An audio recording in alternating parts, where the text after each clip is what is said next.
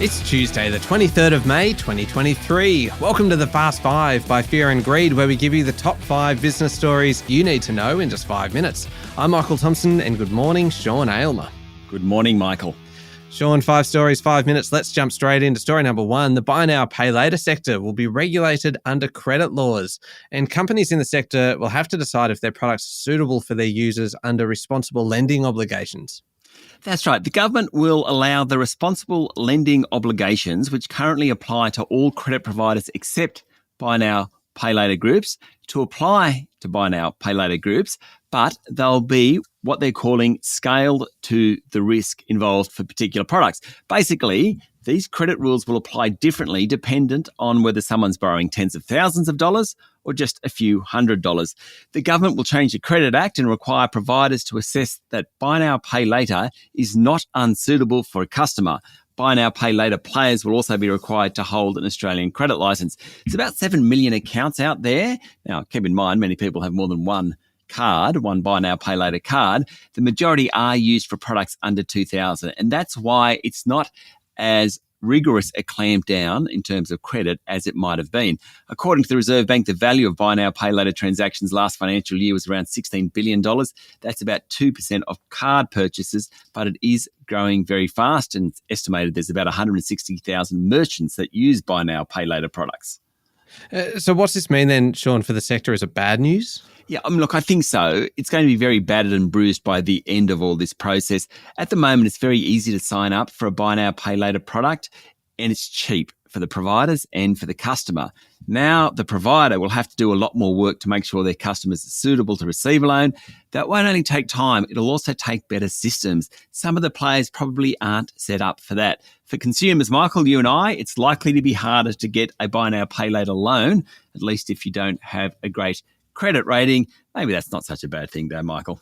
All right. Story number 2, Sean. Federal Parliament was back in session yesterday. Prime Minister Anthony Albanese, fresh from his weekend, very, very big weekend with world leaders, said the 4 Quad nations will work to strengthen security and shore up clean energy supplies. Albanese also spooked a new clean energy pact he signed with US President Joe Biden, saying the two agreed that climate change action is a national security issue. He said the pact will expand and diversify Australia's clean energy supply and will support the development of clean hydrogen, battery technologies and other clean energy products. Opposition leader Peter Dutton congratulated the Prime Minister for his engagement with President Biden and other world leaders at the weekend at G7 summit in Hiroshima. I thought it was a nice moment of bipartisanship, which of course didn't last, but it's good to see the two leaders getting on just for a few minutes anyway. Yeah, it doesn't seem to happen very often, so it is very, very nice when it does. Sean, story number 3, the NDIS probably breached its 2023 financial year forecast for participants in early April with nearly 600,000 participants. The program is experiencing strong enrolment rates among children, particularly with autism. That's according to the National Disability Insurance Agency quarterly report. About 200 people are joining the scheme each day, meaning the forecast number for this financial year has probably been breached, or almost certainly has been breached. If enrolment rates hold steady at 6,000 sign-ups per month, the program will exceed its June 2024 projection of 646,000 participants by the end of the year. The NDIA forecasted program will have more than 1 million participants by 2032 and cost close to $100 billion annually. Quite incredible. Just a couple of figures in there worth noting. More than 50% of NDIS participants under the age of 18 have autism, while 21% have developmental delay. 11% of all boys aged between 5 and 7 are NDIS participants, while 5% of girls in the age bracket are on the scheme. All right, on to story number 4 now. And the Jeffrey Epstein saga, Sean, has been going on for some time now, but some significant business leaders have now been caught up in it, including Microsoft founder Bill Gates. Epstein is the convicted pedophile who killed himself in jail in 2019. His contact book had many high-profile names in it, including Prince Andrew, who has been forced aside from royal duties pretty much because of his relationship with Epstein. Now the Wall Street Journal is reporting that Epstein threatened to expose Bill Gates over an alleged affair he had with a Russian bridge player in her 20s. A spokesperson for Gates said he met with Epstein solely for philanthropic purposes. Epstein failed to win Gates' support to back a charitable fund, which is what Epstein wanted. According to the spokesperson, having failed repeatedly to draw Mr. Gates beyond these matters, Epstein tried unsuccessfully to leverage a past relationship to threaten Mr. Gates. Not a good person, Jeffrey Epstein. Certainly not. Last one, Sean. Story number 5. New York needs to stop building skyscrapers if it wants to avoid sinking as oceans rise.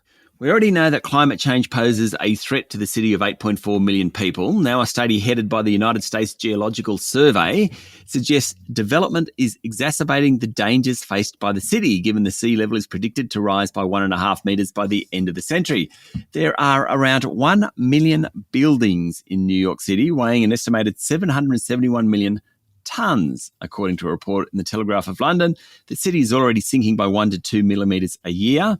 The greatest threat is faced by Lower Manhattans and parts of the boroughs of Brooklyn and Queens. Real problem, according to the authors of this report, is that the response from authorities has been inadequate, with 90% of the buildings erected in areas at risk of flooding after Hurricane Sandy back in 2012 not being built to the required standard. All right, there we go. The top 5 business stories in 5 minutes. Thank you, Sean. Thank you, Michael. It's Tuesday, the 23rd of May, 2023. Remember to hit follow on the podcast. If 5 minutes isn't enough, you can find our longer daily show called Fear and Greed wherever you listen to podcasts. Don't forget as well, the Amazon Echo smart speaker range comes with Alexa built in. Simply say, Alexa, play the Fast 5 by Fear and Greed podcast to catch the latest episode. You can grab yours now at amazon.com.au. I'm Michael Thompson, and that was the Fast 5 by Fear and Greed. Have a great day.